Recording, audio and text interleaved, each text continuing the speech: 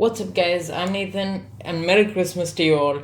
In this video I'll be showing guys the updated anime dimensions tier list for the new Christmas update, where we have all the limited raid characters back along with one new character, that is Christmas Altar. One more character to join the group of the festival gem characters, you could say, because so far every single gem character that we've got for the festival has actually been pretty insane. Christmas Altar is no exception. She is going to be top of STR. I'll get to that soon. So basically, her first move is a dash move. She's good for both dimensions and raids. She's among the best characters. In dimensions, she's good because she has a dash, and this first dash move has decent damage, and it has a lot of pet energy recharge. If you don't know what that is, basically if you're using any pet, preferably a good one like Kurumi, which removes cooldowns, the faster you can recharge it, the faster you can use the ability. And her first move just does that really fast. Second move is a move where you jump up and you can also aim it. It's got pretty good AoE. The third move is also pretty good because it's one of those extended M1 moves, but with a twist. It actually increases the speed of your M1s by double, which is really good because once again it makes you recharge energy really fast. Milim used to be really high up on the list. She still will be, mainly because of her fast pet energy recharge, but Christmas Altar seems to be even faster than that. Her ultimate is going to be having decent AoE. It's once again pretty quick activation. There's no delay on the move and you don't get locked in place for long. And this move gives you speed as well as 25% crit chance, basically like a lesser version of Shadow Monarch. However, if you already have a decent amount of crit chance, it's basically almost a guaranteed crit, and that is really good. So definitely one of the best characters in the game. Next up we have Goku. Goku can spam dash, like quite literally. It's not a spam dash ability. He just straight up you can dash without cooldowns. Now this is good because it lasts for longer, especially if you use his accessory. But well, it doesn't do damage unlike Shadow Monarch, which is why he still can't be better than them. Then we have Makima or Control. Honestly, I'm gonna have to put her even slightly below Christmas Altar because this is a gem character we're talking about, and Makima is a pay-to-win character. So I would say that Christmas Altar is definitely better. She's slightly better in dimensions, slightly worse in raids, but still a very good unit. Though I definitely would say do not use Christmas Altar as an assist. Next up we have Gilgamesh, who is a good assist. He's got good AoE, good damage. Then we have Ichigo, who is going to be just above Christmas Altar. Basically similar in both things. It's a sort of back and forth between these two because Ichigo is most definitely better than her in dimensions, but Christmas Altar is slightly better in raids. So, I mean, it's a pretty even matchup, I would say. Then we have Kokushibo, who's gonna be right here. He's good in dimensions, but pretty useless in raids. Then we have Naruto Beast, who is actually also going to be below Christmas Altar. He is a really good unit, but it just can't beat how good Christmas Altar is in basically both modes, and she's just so good at everything other than an assist. But once again, I do want to point out one major requirement for her to be extremely good is that you have a good pet like Kurumi. Then we have Ice Queen Esdeath. That's going to be in A tier. She's got good AoE, but nothing too special. She's honestly kind of outdated now. Then we have Karakuri, whose ultimate allows you to spam his first 3 moves. Now this is not bad, however, his ultimate has a really long cooldown and his moves don't do that much damage. Shadow Esper is going to be in D tier. Now, if you're wondering why I'm putting all these Shadow units in D tier, which I will be, that's because all the limited raids are back. And because of that, why would you even waste your speed raid tokens on getting these? It's just not, you don't need to because all the raids are back. Then we have Levi, who is going to be, I would say, right here, because Levi is actually pretty good on dimensions, even without his awakening. Naruto 6 Paths is going to be right about here. He's a pretty decent assist, but a terrible main, so I don't recommend you to main him. Then we have Ryuko, who's gonna be right there. She's an okay main, but a pretty good assist because she just has a 60-second cooldown on the assist, and we don't really see such a low cooldown that often. Then we have Alice, who's gonna be right there. She's a good DPS support, sort of. I mean, there's no other DPS supports really to compare it to, but like she heals and stuff, and she does okay damage. She's got a dash as well, so she's not completely terrible. Then we have Witch Megumin, who's gonna be right there. Witch Megumin's alright for things like time challenge. Then we have Rengoku, who is going to be around here. Rengoku is actually quite good as an assist because it's got a very fast cooldown, so I'll actually put him right here. Then we have Saber, this is the unawakened one, so that's gonna be in C tier, it's pretty bad. Bakugo is a bit better because he has mobility. Yu-Gi-Oh is gonna be right there because he actually has huge AoE and he's got life steal on his ultimate and a dash move. He's got a pretty decent move set for a starting character. Then you have Gojo, who's going to be right here. He actually should be higher because if you have insane crit chance and crit damage, he can be even better because once again, he's kind of like Christmas Alter in the sense there's no much delay on his moves. All of his moves are kind of burst damage. But, well, you do need very high crit chance and crit damage, so it's not very good for a beginner. Then we have Levi's Awakening, and this is going to have a pretty solid spot right there because Levi's Awakening is actually pretty good damage wise. So I'll go ahead and put him right here. Then we have Chainsaw. Chainsaw is not that great. Now he can kind of spam dash like Sung Jin Woo, but his damage is just so bad that it doesn't even matter. I kind of overrated him in my previous tier list. I'm going to go ahead and put him down just in A tier now. He's not that good in raids, and because his damage is so low, he's not that good in dimensions either. Then we have Rimuru, who's going to be right there. Rimuru's Awakening does pretty good damage, but the regular moveset isn't anything special. Then we have Tengen, who has a dash move. He's got decent mobility, so it's pretty usable in dimensions. He's, I would say, just average in raids, so I'll go ahead and put him right about here. Then we have, maybe above Kokushibo to be fair. Yeah, that should be a good spot for him. Then we have Vampire Luffy, who's going to be right here. He's nothing special. I mean, he's just a pretty decent unit, but anyway, you can't get him anymore. Then we have a Blood Fiend, a Power. Power is pretty decent at everything. I did kind of overrate her a bit. I don't think she's S tier, but she still is very good. She's definitely better than Chainsaw Man because her moveset is definitely among the best. Not the best because we do have Christmas Alter who literally has barely any delay on any of the moves and you can just spam moves so much. But, well, she's still quite good both in dimensions and in raids. And in case you happen to miss this update, then it's a pretty good non-limited gem character to get. Then we have Obito. Obito is pretty good. I would go ahead and put him right here. Next up we have Kaneki. Kaneki is like kind of a Walmart version of Karakuri, but yeah, it's worse damage. So that would probably be in C tier, I would say. So I'll put him right about here.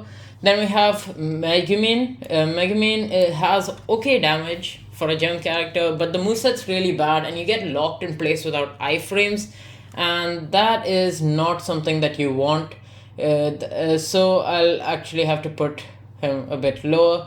I'll actually move Tengen and Obito a bit above. Then we have Naofumi, who is a support unit, but not a very good support unit. Then we have Genos, who is alright. He's got a pretty solid moveset, but it's just, I would not say it's good enough for B tier. He's a bit outdated now. Then we have Todoroki, who's right there. He's alright. Then we have Vampire Toga. We have Karakuri Summer, who was a pay-to-win character, and not that it really matters. So I'll go ahead and put him right about here. Then we have Shadow Eren. Once again, it's literally useless because, well, you can just do the Eren raid. Even for Esper, definitely I would recommend for you guys to get him. Then we have Winter Spirit Leah, gonna be right about here. Then we have Zenitsu. Zenitsu has good mobility, but yeah, he's just not got iframes and bad damage as well. Then we have Emiya. Emiya is pretty decent, I would say, considering he's a bit cheap. So I'll put him right there. Then we have the regular Rimuru. This one has good AoE, but it's just, I would not say it's good enough for B tier. Then we have Zoro Summer. Zoro Summer is pretty decent. Plus, you can get that raid boost. So I'll go and put him right about here. Then we have Kirito. This is a pretty good assist because of the bonuses that he's going to be able to give you. So I'll go ahead and put him right next to, I would say, Gilgamesh. Then we have Shadow Rimuru. That's even worse because Rimuru already has the problem of slow cooldowns, and Shadow just makes it even worse. Then we have Asuna, who's actually amazing. She's cheap and she does amazing damage for that price. And also, she's pretty good in dimensions. She's got 2 dashes. But still, I would say don't get this character right now. Even if you're a beginner, I would say save up and get Saber Alter, or you might Christmas Alter, I mean, or you might actually regret it if you happen to miss her.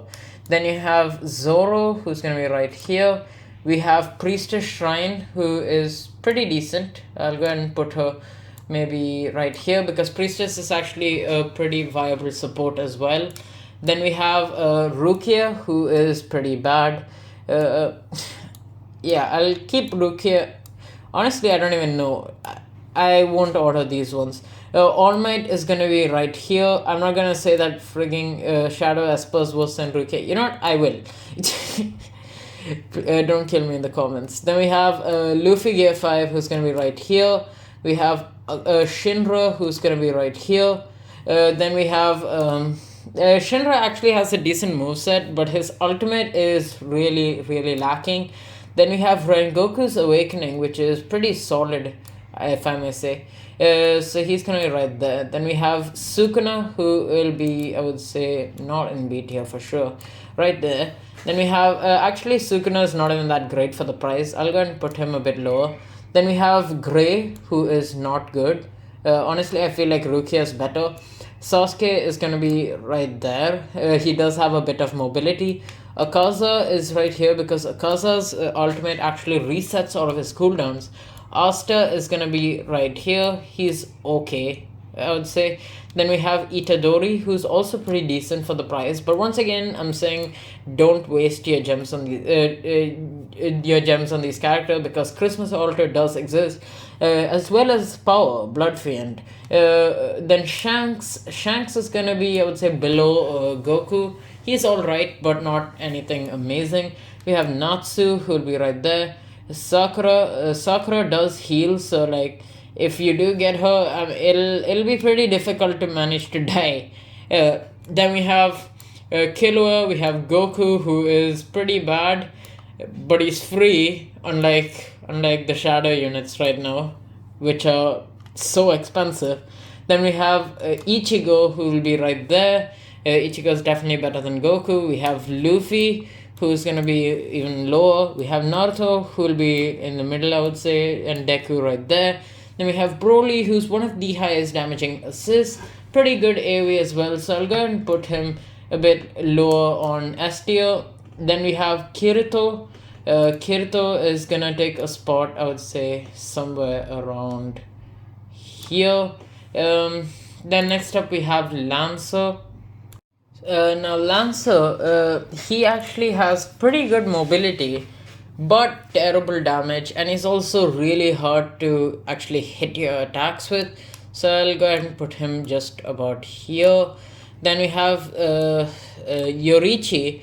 Yorichi used to have a glitch that made him overpowered, but that glitch no longer exists, so he's not insanely overpowered.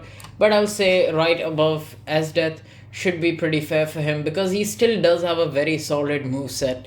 Then we have Nezuko. Nezuko is particularly good in boss rush and also reasonable in other game modes as well, in both dimensions and in raids. She's a little bit outdated now compared to how amazing she was before, but she's still a very solid character. So that should be a pretty good spot for her. I'll go ahead and put Tengen. Yeah, that should be pretty fair.